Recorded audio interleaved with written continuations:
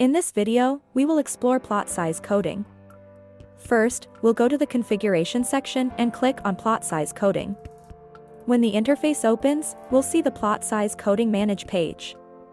Any plot size we configure will be shown in a table here. The purpose of plot size coding is to set up various plot sizes for different phases within our society's management system. To add a new plot size, we will click on the Add Plot Size button. The form that appears will show this type of interface. In the first field, we select the phase. Then, in the following field, we enter the plot width.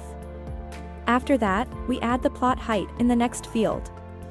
The next two fields are for square feet and size in square yards, which the system automatically calculates and shows us based on the plot width and height we entered. In the next field, we choose the plot type, whether it's residential, commercial, or any other type. Then, in the following field, we select the status, indicating whether we want to keep this plot size active or inactive. To submit the form, we click on the Save button.